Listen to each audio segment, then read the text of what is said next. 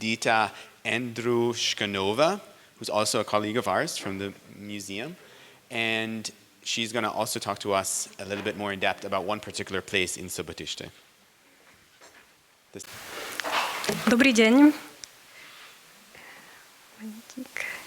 Ďakujem za pozvanie. V tejto prezentácii vám predstavím múzeum v Subotišti. Vzniklo v objekte, ktorý je momentálne jediným zachovaným mlynom novokrstencov na Slovensku. Mala som tu česť a možnosť sa zapojiť do jeho obnovy. Spolupracovala som na príprave stálej expozície ako pracovníčka Záhorského múzea v Skalici. Múzeum bolo sprístupnené v roku 2021 a ako sme už počuli, zajtra vás srdečne pozývame na jeho prehliadku.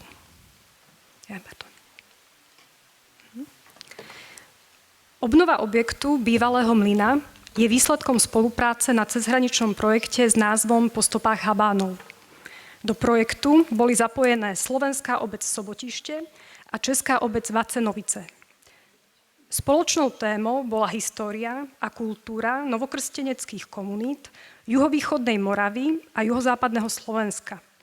Realizovanými aktivitami pre českú stranu boli rekonštrukcia Habánskej pivnice vo Vacenoviciach, zriadenie expozície s názvom Habáni vo Vacenoviciach a externá expozícia Novokrstenci na Morave. Hlavnými realizovanými aktivitami na Slovensku v Subotišti boli rekonštrukcia Habánskeho mlyna, zriadenie muzeálnej expozície, zriadenie naučného chodníka a vytvorenie samostatnej webovej stránky. Projekt prebiehal medzi rokmi 2017 až 2020, takže sme na ňom spolupracovali približne 4 roky. Hlavným projektovým manažérom bola magistra Lubica Kadlec-Melišová. Zriaďovateľ a správca objektu je obecný úrad Subotište. Tak tu môžeme vidieť niekoľko fotografií. Toto by sme... Dá sa tu ukazovať? Can I point? Yeah, PDF. Oh, I forgot. I forgot. Okay. So no... Yes, thank you, one before. Takže na prvej fotografii môžeme vidieť Habánsku zvonicu, už spomínanú. Druhá fotografia nahore, teraz hora, ukazuje Habánsku radnicu. Fotografia z dola naľavo, je to napríklad Habánska kaplnka, tam v popredí. A taký ten ústredný pohľad na hlavné námestie novokrstencov, respektíve toho dvora v Subotišti. Tak to je fotografia vpravo dole, kde vidíme mlyn napravo, tiež v pozadí hostinec a zvonicu. Čo sa týka objektu mlyna, tak ten pochádza približne z polovice 16. storočia. Novokrstenci sa v Subotišti usídlili v roku 1546, prijali pozvanie grófa Ňáriho a odkúpili nedostávaný objekt mlyna. V tom čase bol súčasťou pustého majera a nachádzal sa mimo územia obce. Následne v ňom žili vyše 4 storočia. Po zániku mlyna vo Veľkých Levároch a v Bratskom dvore vo Veľkých Levároch sa stal posledným zachovalým mlynom na Slovensku.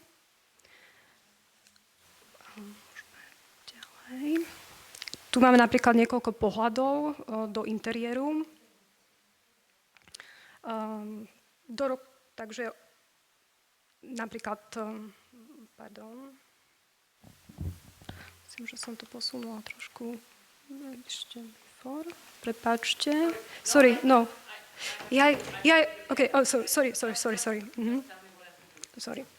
Takže objekt mlyna, ako môžete vidieť, má podobu trojpodlažnej budovy.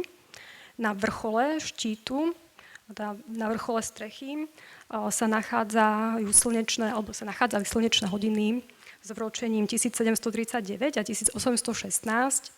Tie odkazujú na najstaršie stavebné úpravy. Niekedy v odbornej literatúre sa mylne uvádza, že ide o dátumy vzniku alebo postavenia budovy, teda čo nie je úplne správne, teda vôbec správne respektíve. V minulosti zachvátilo mlyn niekoľko požiarov, bol niekoľkokrát prestavaný. Mlyn pozostával z prevádzkovej časti, tá bola zozadu, a z obytnej časti, kde sídlil mlynár s rodinou. Nachádzali sa tu rôzne mlecie zariadenia na prípravu rôznych druhov múky. Tu už bude pohľad dovnútra interiéru. Ide o pomerne raritné zábery, pretože jednotlivé prvky, ako napríklad zariadenie interiéru, prípadne dvere, žiaľ už sa nič z toho nezachovalo do súčasnosti. Toto je pohľad do interiéru. Ako môžeme vidieť, budova bola pred obnovou skutočne v dezolátnom stave. Ona v podstate od druhej polovice 80. rokov postupne chátrala. Čo je možno vidieť, že úplne boli poškodené, napríklad ten vrchol, štít mlyna, tie slnečné hodiny, ten interiér takisto v podstate ako vonkajšia fasáda, tak aj interiér bol úplne v dezolátnom stave. Jediné, čo sa obnovilo okolo roku 2000, bolo pokrytie strešnej krytiny, to je vidno na fotografii v pravo hore. Ale inak ten stav bol naozaj dezolátny. Tu už je pohľad po obnove, ktorý tiež trval teda približne 4 roky. Zažili sme krušné časy, aj vrátane napríklad epidémie korony. A tu už teda vidíme výslednú podobu.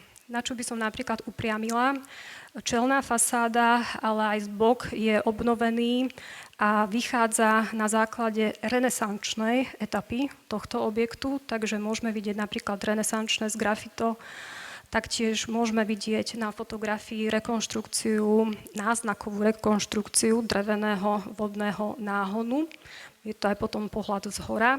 A veľmi zaujímavá je tiež fotografia v pravo hore. Tam už môžete napríklad vidno aj zrekonštruované schody, a teda vchod na druhé poschodie. A zase tie dvere, ktoré sú na prízemí, tak to je hlavný vchod do budovy múzea. Teraz by som stručne zhrnula, aké výskumné metódy sme používali, najmä štúdium prameňov, archívny výskum, terénny výskum. My sme v podstate začali už prvé nápady od toho roku 2017 a pokračovali sme až do konca. Naším hlavným výstupom bola príprava obrazovo-textových panelov v expozícii, ale zároveň aj príprava rôznych trojrozmerných objektov, ktoré uvidíte. Takže tu už je pohľad, je to také vyhodnotenie prvej veľkej etapy výskumu. Môžete vidieť, jednak som vybrala obrázky na ilustráciu, ako sme vybrali dostali sme sa k veľkému množstvu obrazového a fotografického materiálu. Ja to odhadujem, že približne, tak nepočítala som to, ale odhadom tak 40-50 inštitúcií a súkromných osôb bolo oslovených zo Slovenska aj zahraničia. V rámci tej prípravy podkladov napríklad patrila aj príprava materiálov pre zadávateľov jednotlivých objektov. Môžete tu vidieť fotografiu pána Hanáka, ktorý pripravoval keramiku, alebo tiež prípravu veľkorozmernej makety. Taktiež prostredníctvom výskumu, terénneho výskumu, sme získali veľké množstvo fotografií potomkov Habánov. Častokrát to boli naozaj veľmi silné stretnutia, kde sme pozerali fotky, rozprávali sme sa a tieto rozhovory boli zaznamenané na diktafón, boli aj prepísané a odovzdané. Tuto je taká predstava, vy to budete zajtra vidieť, len aby ste mali takú základnú predstavu. Tieto témy spracovával kolega Martin Hoferka. Išlo najmä také okruhy od dejín, sobotišťa, migrácie, vôbec celkovo náboženskej štruktúry, ale napríklad aj okruhy písomnosti, písomníctvo, pramene, alebo napríklad mená, priezviská. Bolo to množstvo tém, ktoré by som tak veľmi zjednodušene pomenovala ako oblasť duchovnej kultúry, ale teda zjednodušene. A potom je to oblasť zase zjednodušene, oblasť materiálnej kultúry. A túto som pripravovala ja.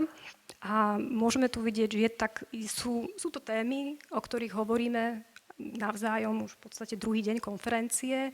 Takže sú to témy ako napríklad staviteľstvo, špecifika staviteľstva, jednak habánov, ale snažili sme sa samozrejme špecifika rôznych prvkov práve v Sobotišti, tradičné remeslá, odev.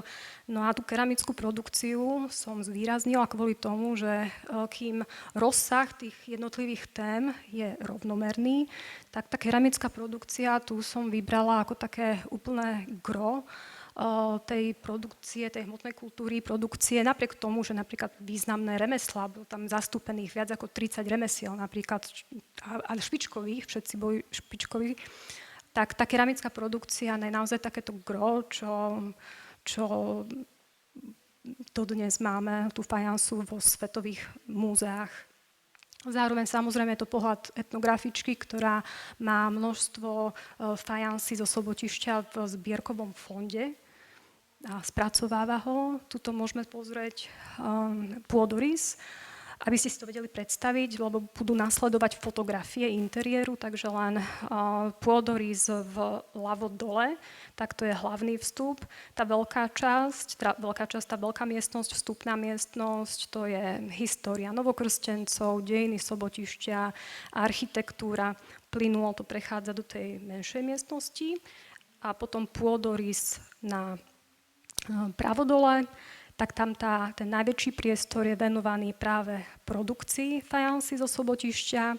V menšej miestnosti zastúpené remeslá, ale napríklad témy ako odev, písomníctvo. Dobre, takže tu už vstupujeme a spravíme. Naschvál som nevyberala veľa fotografií, budete to všetko vidieť zajtra, takže to len tak na ukážku, aby ste sa tešili.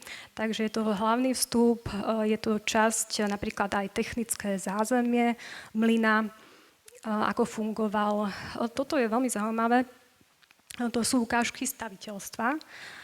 Je to ukážka veľkodomu, maketa veľkodomu a k tej ukážke habánskej strechy, to mi nedá nepovedať, podarilo sa nám nájsť jeden etnografický prameň zo 40. rokov 20. storočia, ktorý zachytáva ešte opis posledného habána, myslím, že Pullman sa volal, ktorý ešte vedel zhotoviť strechu, originál habánsku strechu v Sobotišti, vznikol na základe toho článok, čiže my sme tento článok posunuli potom tomuto zhotovovateľovi, čiže priamo ako zo Sobotišťa inšpirované.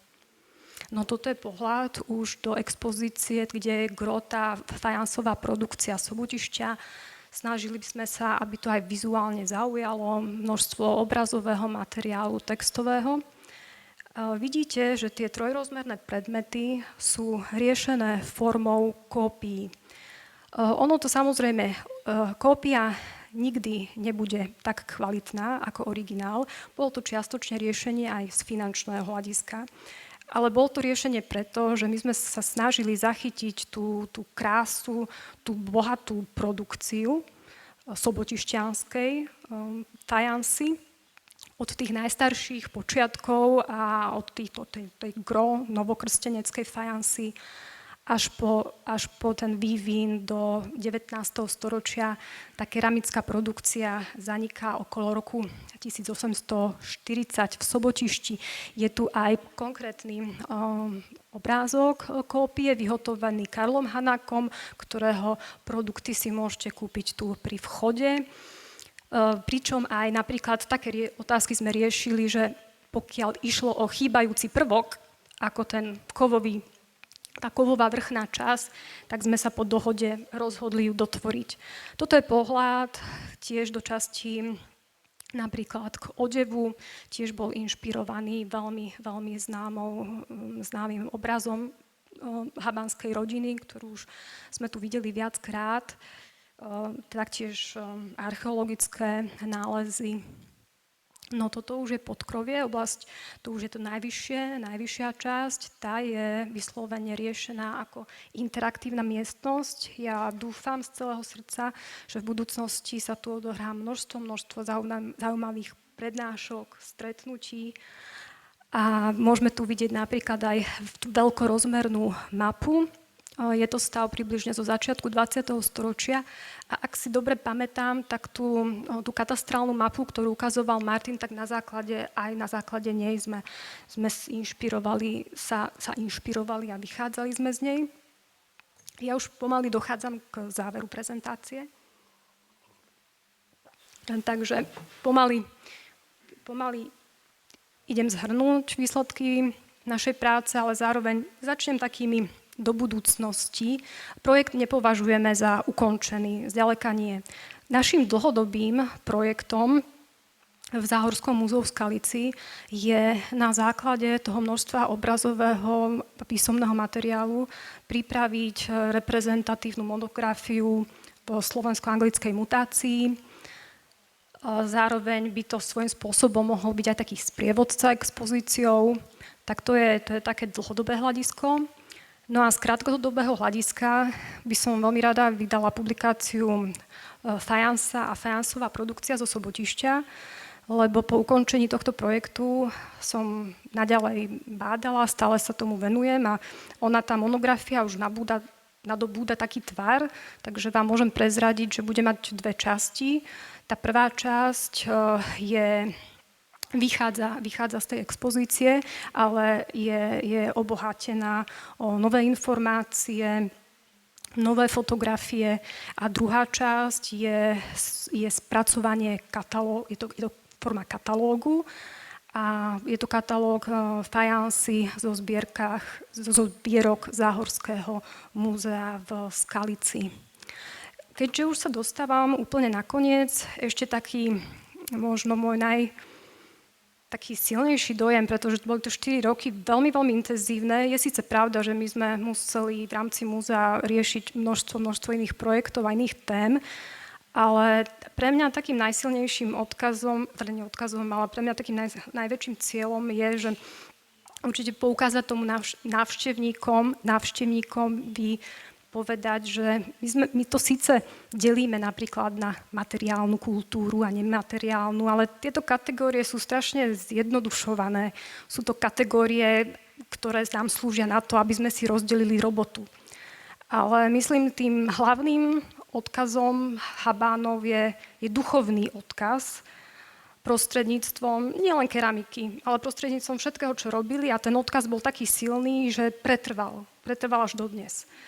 A to úplne posledné ešte, čo mi dovolte povedať, predtým, než skončím, je, že bola to trošku taká seba prezentácia, hovorila som o Martinovi, hovorila som o sebe, ale nezdôraznila som, nakoľko a ako veľmi bola potrebná prítomnosť hlavnej projektovej manažérky Ľubici Melišovej. Má môj obdiv v tom, že ona nezaujala postoj len projektovej manažérky. Ona dala do toho dušu, čo je jej podobné. A takže v mnohom nám pomáhala, bola stále pri nás, chodila s nápadmi, že už sme museli brzdiť, ale to je naša robota. Naozaj nadšená od začiatku do konca. A zhrniem to tak, že nebyť jej, tak nestojí múzeum.